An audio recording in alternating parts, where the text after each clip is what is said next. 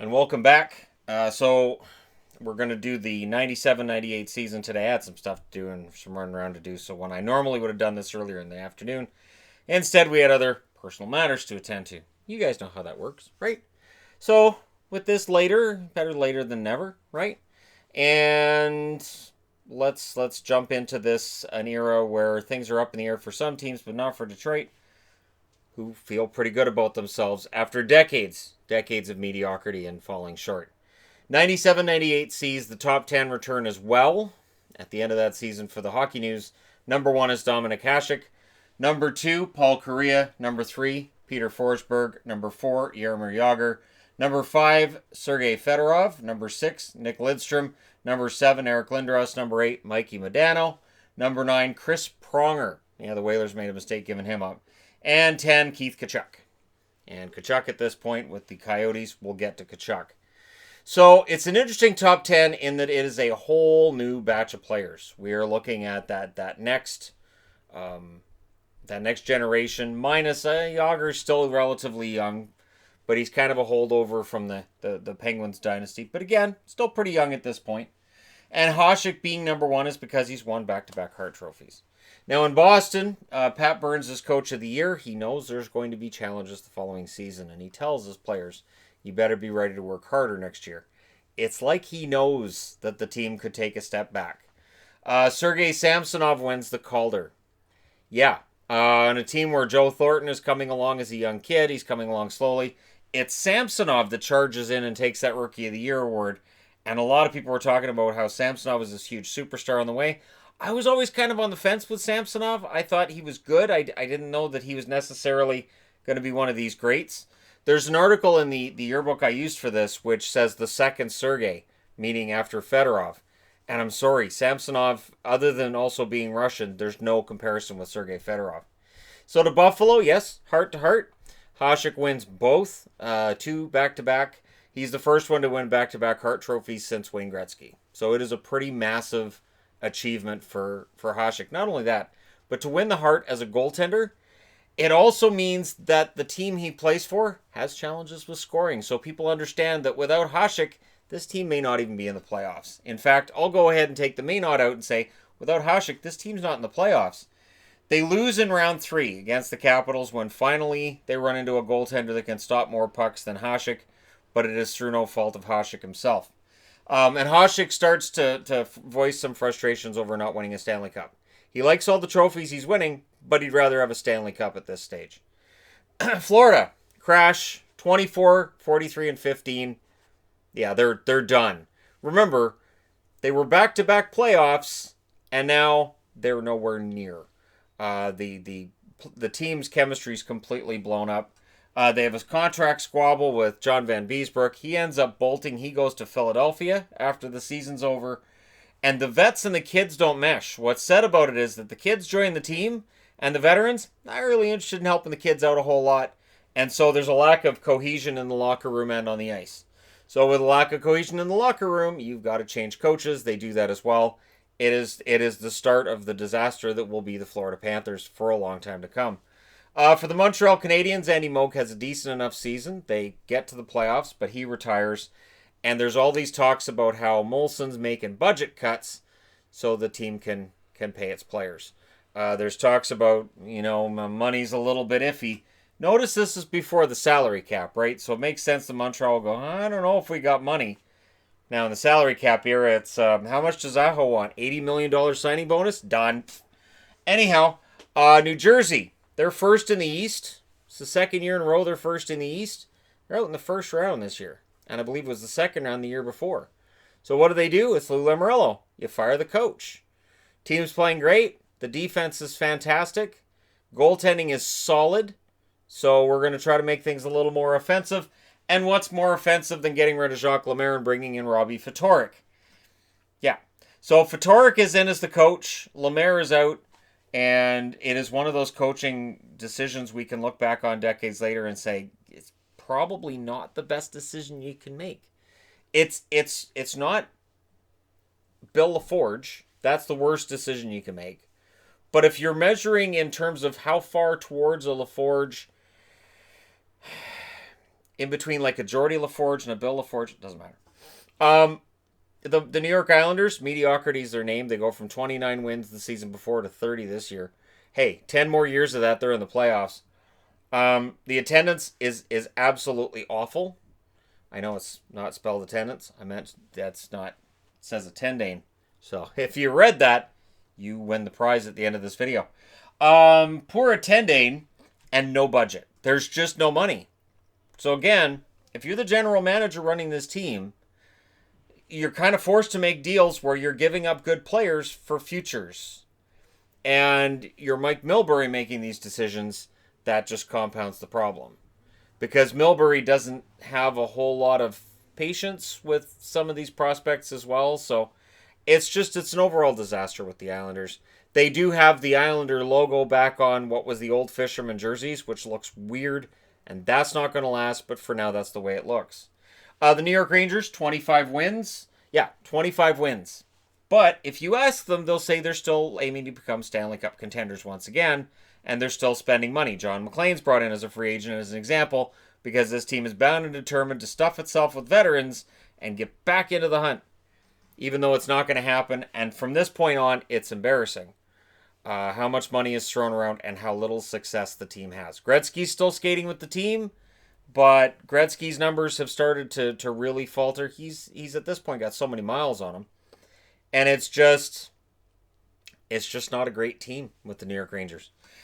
Pittsburgh, they're out in round one. And then what's worse is, well, they have a good season to get there and take that first round loss. Ron Francis walks as a free agent at the end of the year. So in 2 years, they've gone from having Lemieux and Francis down the middle to not having Lemieux and Francis down the middle. It's a huge difference. And for Pittsburgh, this is really where things start to fall for them. Because even though they make it to the playoffs that year and they're out in the first round, there's some feeling that they're probably on their way out of the playoffs pretty soon. Tampa, the bottom falls out for the Lightning. They only win 17 games. They draft Vinny Lecavalier at number 1. And, of course, he's proclaimed the Michael Jordan of hockey by their owner at the time. That got a lot of press. And I remember thinking, this poor kid. And there was a lot of expectation about Vinny Lecavalier. And after he's drafted at 1, Jacques Demers says, this is no longer the league's worst team. Meaning we won't finish in last next year. Just keep piling on the pressure on the kid. Because that's a great idea. For a fledgling franchise that didn't just have a problem down the middle. There were problems on Tampa on every area of that roster that year. 17 wins. You get 17 wins by having problems everywhere. Toronto, they continue to underachieve. So what do?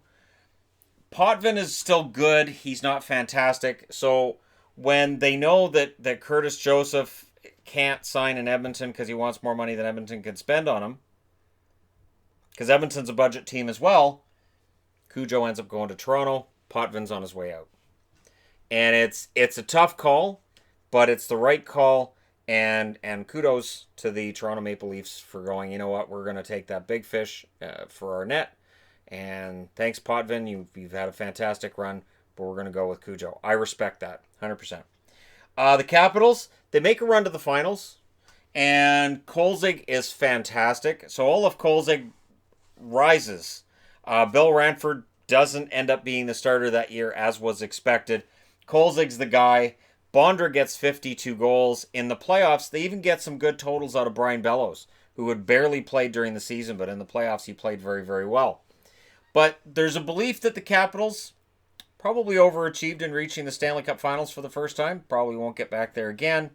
And not only that, but it's kind of weird because this is a Capitals team that a decade before looks like a team on paper that should be contending for a cup and isn't. And now we've got one that shouldn't be that is. That's just the wonders of the NHL. Anaheim. Paul Kariya only plays 22 games. I believe he had 31 points, but he only plays 22 games. So I'm kind of surprised to see Kariya listed as the number 2 hockey player in the National Hockey League by the Hockey News that year. Because Kariya's been out with concussions, and they're saying, if he's healthy in the fall, this is really where things start to get ugly for Kariya.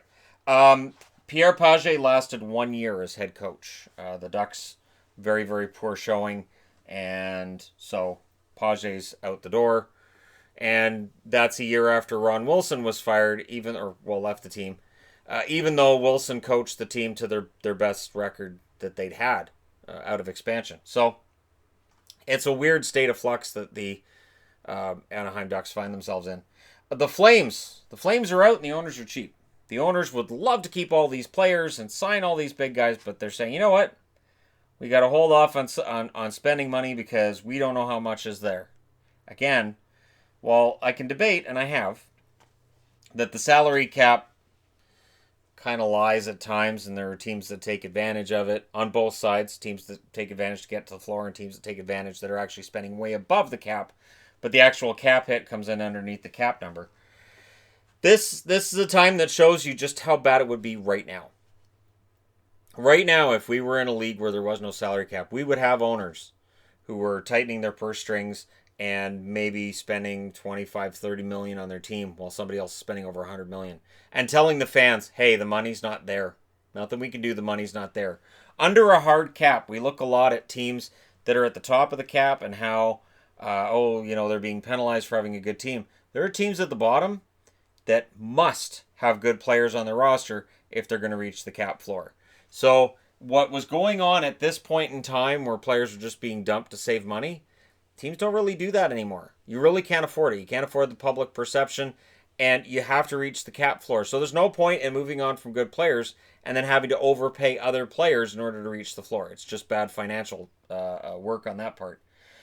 Chicago, there's desperation here.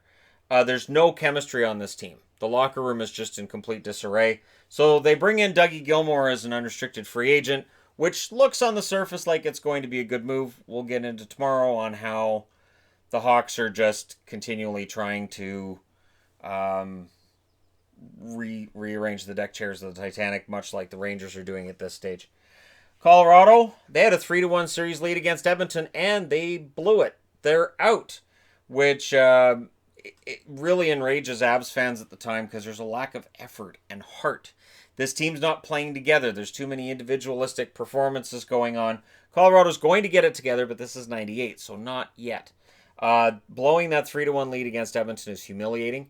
It's huge for the Oilers, but the Oilers are going to be in trouble, and we're going to get to that.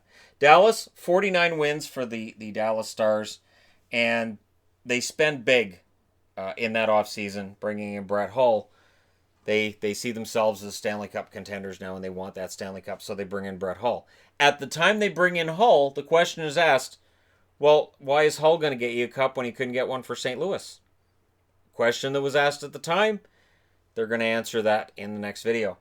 Detroit, Vlad inspires. Konstantinov's injury and subsequent retirement, it really inspires this team, really brings them together. And Scotty Bowman, this is ring number 8 for Scotty Bowman of 9 that he has as a coach.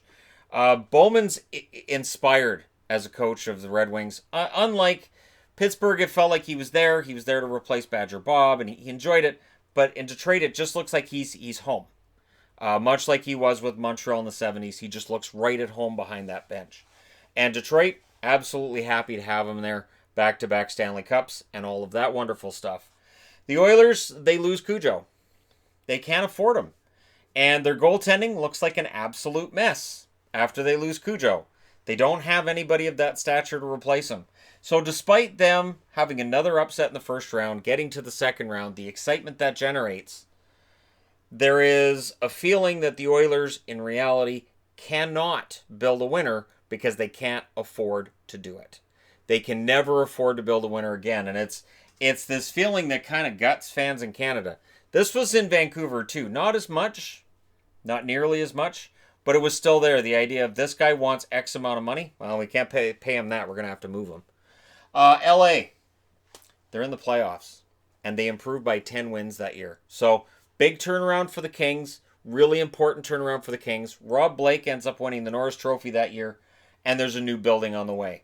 So there's a belief that the Kings are finally going to do things right.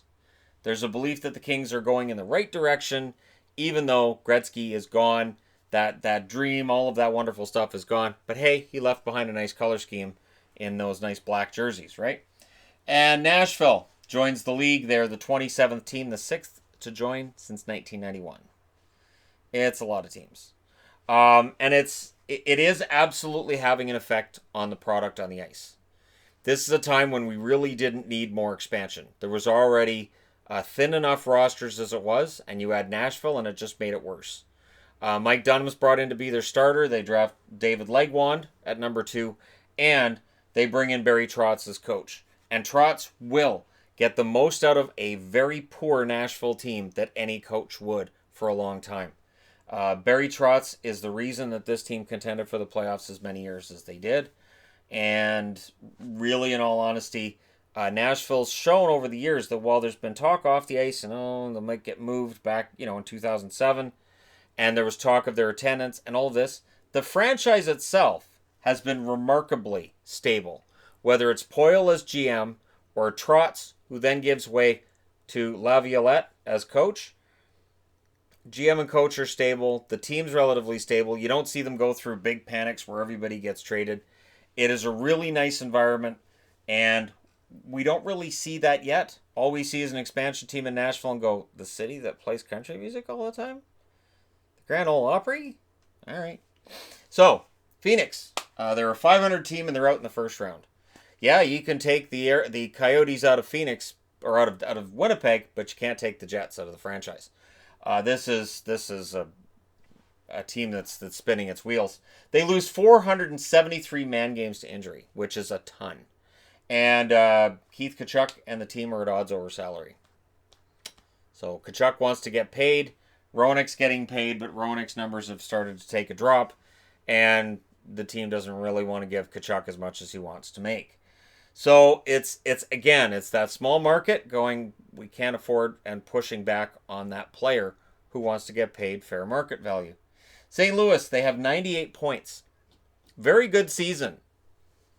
And they make a run into the second round that year. But Brett Hull bolts for tons of money with Dallas. And Grant Fuhrer posts the best goals against average of his career, but it's undercut by his save percentage, which is, I believe, .898 during the regular season, and then in the playoffs he struggles as well. So Grant Fuhrer faces fewer shots, but is he a better goaltender? Not yet. He will be, but not yet. No, he's already had that great season, hasn't he? He's already had that 76-game season, or 78-game season. So yeah, Fuhrer, the numbers have suffered, and the Blues are going to have to figure that out. This is where it really hurts that Cujo was kind of run out of town. San Jose, they have a return to the playoffs. This is despite a 9-18-2 start to the season. From December 4th to the end of the year, they go 25-20-8. And Mike Vernon plays 62 games for the Sharks. Yeah, Vernon plays a ton, and he really needs to get that time cut back. San Jose, good team, not great team. They're still going to get that put together. And as far as goaltenders go, we know that a few years down the road from this, San Jose will not have a problem in net. In fact, they'll have too many goaltenders, and they'll start spreading them around the rest of the league. But right now, Mike Vernon is playing too much. And it shows during the season, and it shows in the playoffs as well. And finally, because the annual listed this team last, and it was Vancouver. 25 wins. So here's where we go. 92, they're division champions. 93, they're division champions with 101 points. 94, they go to the Stanley Cup final. Mediocre regular season. 95, mediocre regular season out the second round. 96, mediocre regular season out the first round. 97, playoffs. 98, 25 wins. Yeah. It's this nosedive that the Canucks went on, and it was as depressing then as it is now to talk about it. It was horrendous.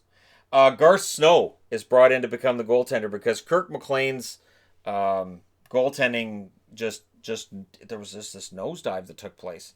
And then what made it worse is, as Brian Burke comes in to take over, and Burke's quoted as saying they don't change GMs of teams that are going in the right direction, something along those lines. You don't get a job because the team's doing really well, kind of thing, right? Burke takes over just a mess. And Mike Keenan's here now. He's gonna, and he was doing some GM-y kind of stuff. Yeah. Urbe made the other goalies look bad, so you got to get rid of Artur Surbe, one of my favorite Canuck goalies ever, and he didn't last. Lume left as a UFA. They got nothing for Jyrki Lume. They kind of knew all year they weren't any good. There was talk of Lume as a UFA and how they'd lost Courtnall and Ronning for nothing, and you don't want to lose this guy for nothing. And then they did. Trevor Linden's traded out to the New York Islanders. McCabe and Bertuzzi come back. Honestly, it's a trade Vancouver wins. But just the fact the face of the franchise, Linden, walks out to go to the Islanders, and you've got Messier now as captain. So Messier comes in. I'll take that number 11 out of the rafters. Done. It was never officially retired, the number 11 for Vancouver. But when he wore it, it rubbed some people the wrong way. And then he just kind of takes over the team. He's kind of like, all right, I'm the big guy. I've won the Stanley Cup. I've won the Stanley Cup a lot. I'm going to run the show. And Linden kind of just hands it to him. And even now, in hindsight, Messier says the biggest mistake he made in Vancouver, I'm, again, paraphrasing, was taking over the captaincy and stepping in. And that he should have, been a little more diplomatic in the way things were done. That locker room was a mess. That locker room, you could tell. There were some guys. There was a division between Messier and what he wanted to bring the team, and the guys who were still there, who really weren't buying what he was selling. It was a bad year. And for Messier himself, his stats are okay, but his defensive stats start to take a nosedive because his leg speed is gone. He has put on a ton of miles, and so there was an expectation of Messier being something he wasn't in Vancouver and was never going to be. And it's on us as fans at the time for not recognizing it. And $18 million will kind of cloud some judgments here and there. But it's going to get worse for the Canucks when he ends up getting bought out. But we're not there yet. So there you go. 97-98 season. The NHL. A lot of turmoil. A lot of stuff going on. Let me know your thoughts in the comments section below as always. Don't forget to hit like and subscribe if you're browsing your way through. You just happen upon this video and hey, thank you guys so much for watching, for all your support, and I'll talk to you again soon.